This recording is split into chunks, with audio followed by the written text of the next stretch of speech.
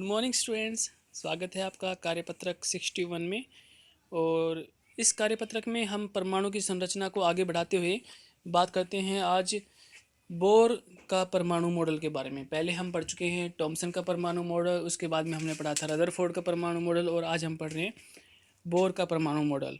और बच्चों, ये जो बोर का परमाणु मॉडल है यही हम आज के समय में फॉलो करते हैं, ये सही है। इससे पहले थॉमसन डिस्कार्ड कर दिया गया था, उसके बाद में रदरफोर्ड की में भी कुछ कमियां निकली थी, लेकिन बोर का जो मॉडल था इसको मान लिया गया क्योंकि इसने वो कमियां दूर कर दी थी। लेकिन कैसे दूर की थी उसके बारे में आज बात कर लेते हैं। देखिए, यहाँ पर ज्ञान ने पूछा है कि जिज्ञासा दीदी, रदरफोर्ड के परमाणु मॉडल के अनुसार परमाणु बहुत अधिक अस्थिर होने चाहिए, तो फिर परमाणु को स्थिर अस्तित्व किस प्रकार संभव है? ये बात हम पहले कर चुके थे, लेकिन आज फिर से उसको रिपीट करके और जो जिज्ञासा ने बोला है उसके बारे में बात करते हैं। जिज्ञासा करे, ज्ञान, हमने जाना कि रदरफोर्ड के परमाणु मॉडल में कुछ कमियां थी, जैसे वर्तुल मार्ग पर चक्रण करते इलेक्ट्रॉन का स्थायी हो पाना संभव नहीं है। एक दूसरे वैज्ञानिक नील्स बोर इन कमियों को दूर करते हुए अपना परमाणु का मॉडल सिद्ध किया, जिसे बोर का परमाणु मॉडल कहते हैं। तो रदरफोर्ड की जो कमियां थी उससे पहले हम बात करेंगे थॉमसन की जो कमियां थी वो किसने दूर किया? रदरफोर्ड ने। रदरफोर्ड की जो कमियां थी किसने दूर किया? बोर ने, नील्स बोर ने। तो नील्स बोर के बारे में बात करते हैं, जिन्होंने 1922 में अपना मॉडल सबके सामने लेकर आए। क्या मॉडल था? देखिए, रदरफोर्ड ने ये बोला था कि जो इलेक्ट्रॉन होते हैं जो बाहरी कक्ष में घूमते हैं, वो घूमते घूमते अपनी ऊर्जा का विकिरण करते हैं, और एक समय ऐसा आएगा जब उनकी ऊर्जा ख़त्म हो जाएगी और वो नाभिक में गिर जाएंगे, जिससे कि जो परमाणु होते हैं उनका अस्तित्व खत्म हो जाएगा, वो अस्थिर हो जाएंगे। लेकिन यहाँ पर क्या बोला गया? नील्स बोर ने बोला 1922 में परमाणु मॉडल प्रस्तुत किया अपना, और दो प्रमुख विशेषताएं या अवधारणाएं दी हैं। इनको अच्छी तरह से याद कर लेना, ये बहुत बार आती हैं और यही इम्पोर्टेंट है इस मॉडल के अंदर।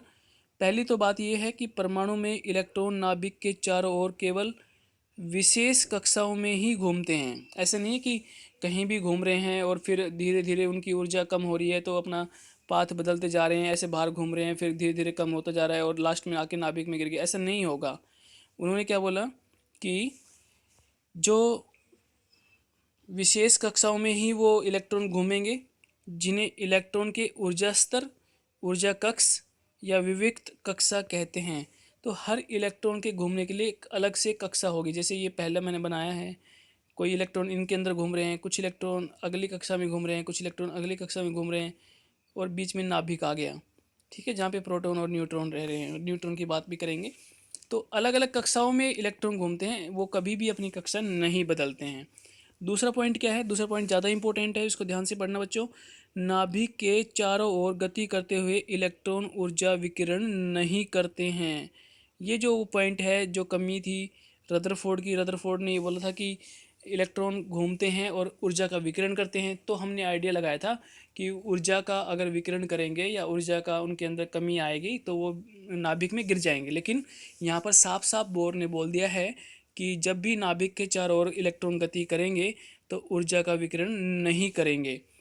यह केवल एक निश्चित ऊर्जा सोख कर या छोड़कर ऊर्जा स्तर से एक ऊर्जा स्तर से दूसरे ऊर्जा स्तर तक कूद सकते हैं। बस इतना हो सकता है कि मान लीजिए कोई इलेक्ट्रॉन यहाँ पर घूम रहा है, इस कक्ष में यहाँ नाभिक है और बाहरी कक्ष में घूम रहा है। अगर इसकी ऊर्जा कम होगी तो अपने कक्ष को छोड़कर अंदर वाले कक्ष में घूम सकता है बस।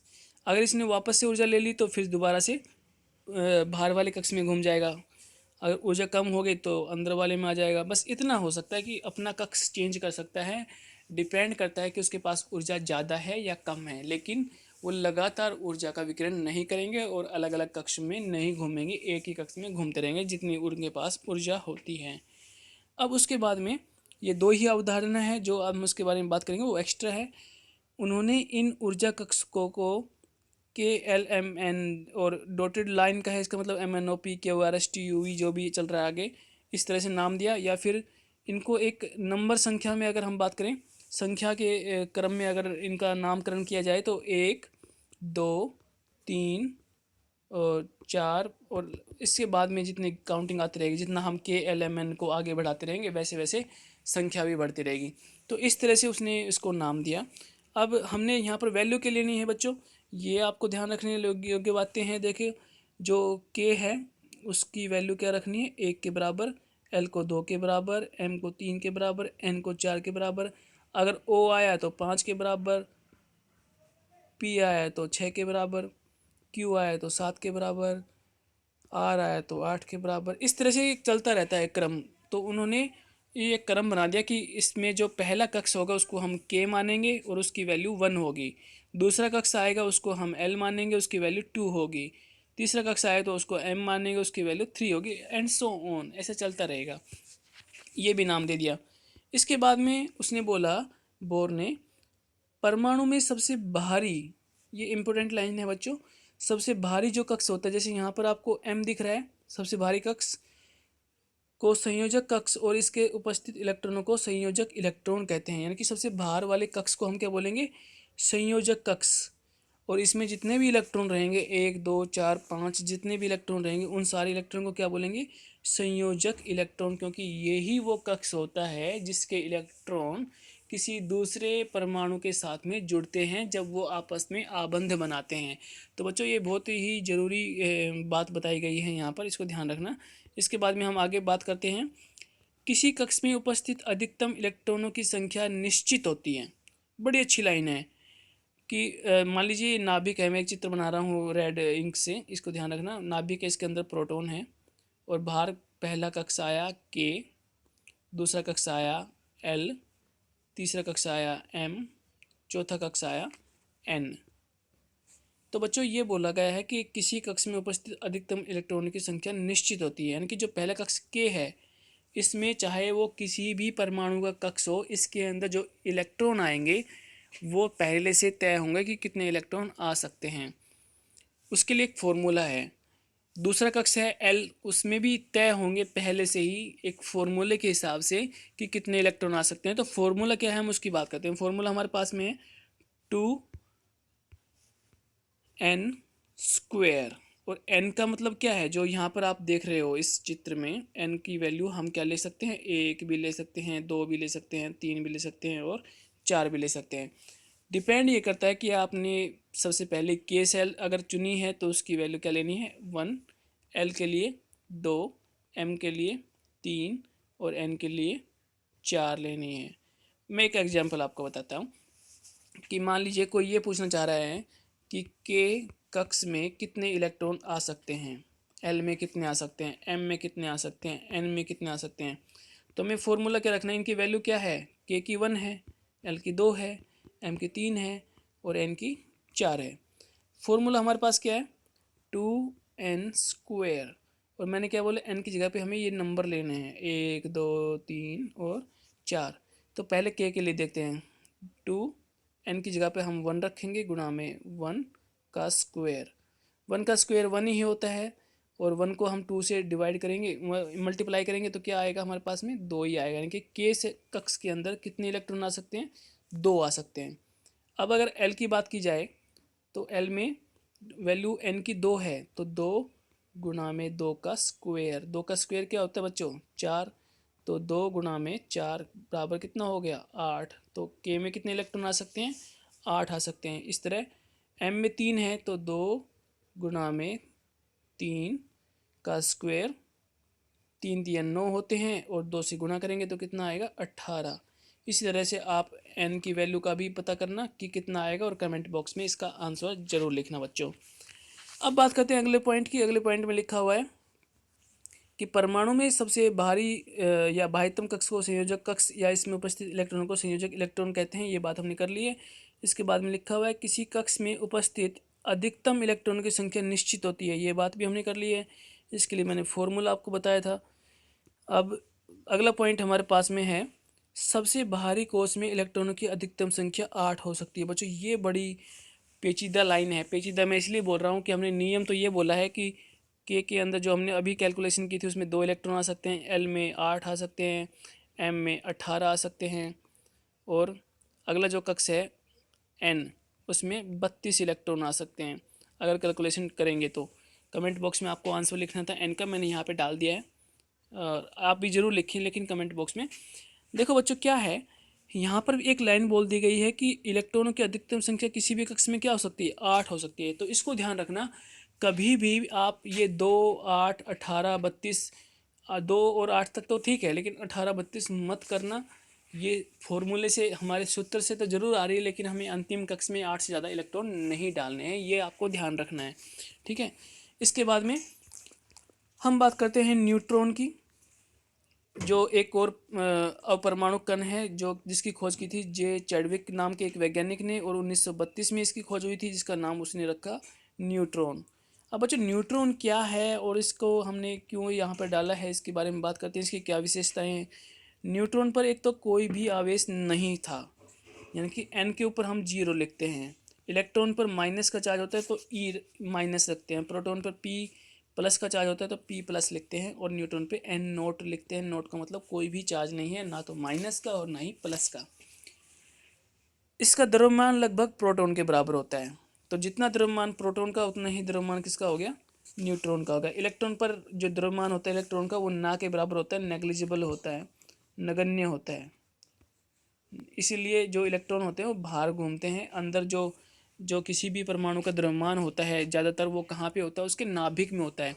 तो ये बात मान ली गई कि प्रोटॉन और न्यूट्रॉन कहाँ रहते हैं, नाभिक में, क्योंकि नाभिक में ज़्यादातर द्रव्यमान होता है परमाणु का।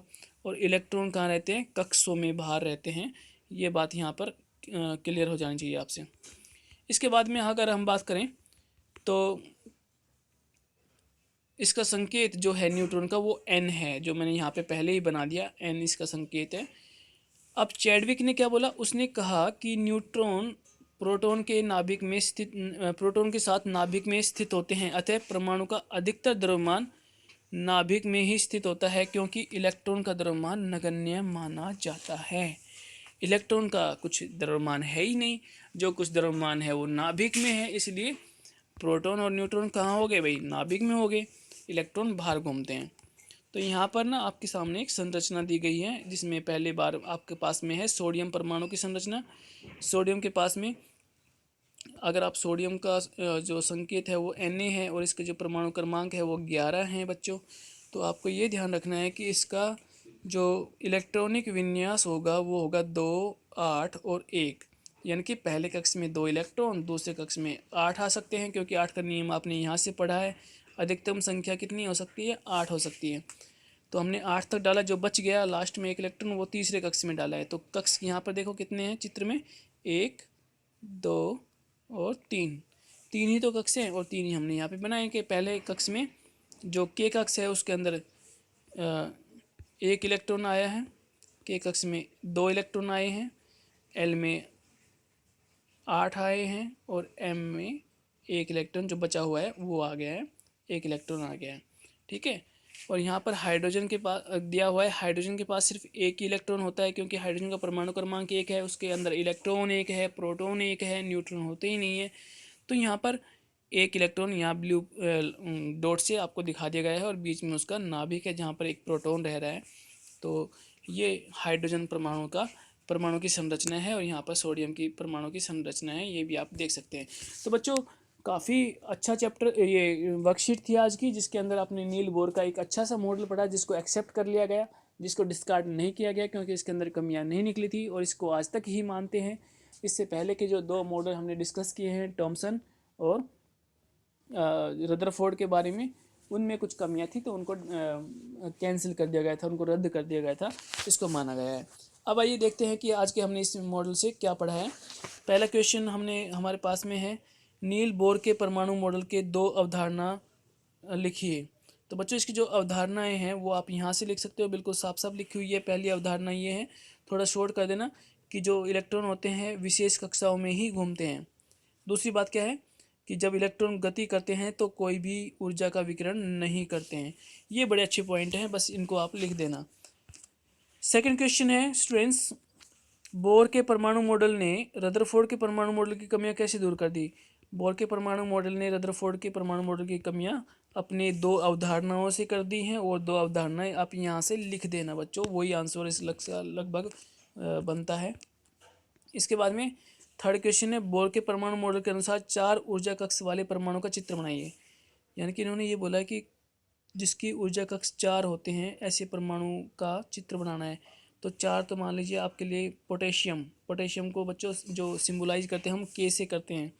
तो इसका जो इलेक्ट्रॉनिक विन्यास बनता है, क्योंकि इसके अंदर जो इलेक्ट्रॉन होते हैं वो कितने होते हैं, पोटेशियम के अंदर कितने होते हैं, 19। तो 19 के जो इलेक्ट्रॉनिक विन्यास बनेगा वो क्या बनेगा, पहले कक्ष में 2 आ सकते हैं के में, उसके बाद में 8 आएंगे, हमेशा 8 ही आते हैं, पहले वाले में 2 आएंगे, उसके बाद 8 आएंगे, 8 से ज़्यादा नहीं आएंगे। तो तीसरे में भी 8 ही आएंगे, कितने हो गए 18, और बचा 1, तो ये हमने चौथे में डाल दिया। तो इसका एक चित्र बनाना था, आप इसको ध्यान रख लो, मैं चित्र बनाने की कोशिश करता हूँ इसके बाद में, क्योंकि फिर ये हट जाएगा यहाँ से। पहले कक्ष में 2, दूसरे में 8, तीसरे में 8 और चौथे में 1 इलेक्ट्रॉन। तो बच्चों आइए बात करते हैं, 4 कक्ष बनाने हैं। पहले हम नाभिक दिखाएंगे जिसमें प्रोटॉन रहेगा और न्यूट्रॉन रहेगा। उसके बाद में पहला कक्ष के, इसमें 2 इलेक्ट्रॉन, ये हमने दिखा दिए। दूसरा कक्ष, इसमें 8 आ सकते हैं, 1 2 3 4 5 6 7 और 8। तीसरे कक्ष में भी 8 आएंगे, क्योंकि हमने ऐसी बात की थी, 2 8 8 और 1 की बात की थी। तो 2 मैंने बना दिए, 3 4 5 6 7 और 8, और जो चौथा कक्ष है उसके अंदर आएगा 1 इलेक्ट्रॉन। तो ये उसका चित्र बन जाएगा। किसका बना, ये भाई पोटेशियम का, जिसका परमाणु क्रमांक कितना है, 19 से। ठीक है, तो ये इसका चित्र ऐसे बना लेना जैसे मैंने अभी बनाया है। बच्चों बड़ा इंटरेस्टिंग होता है इस तरह के चैप्टर्स, जब यह टॉपिक जब आपके सामने आते हैं बहुत मज़ेदार होते हैं। आप अलग अलग परमाणु को लीजिए, उनके अंदर जितने इलेक्ट्रॉन हैं उनके चित्र बनाकर देखिए, और आपके एनसीईआरटी बुक में सबके 18 तक जो परमाणु है, 1 से लेकर 18 तक, उन सबके बनाए हुए हैं। आप उनकी प्रैक्टिस कीजिए, और अगर आपका कुछ गलत होता है तो आप अपनी बुक से मैच कीजिए। बड़ा अच्छा पॉइंट है।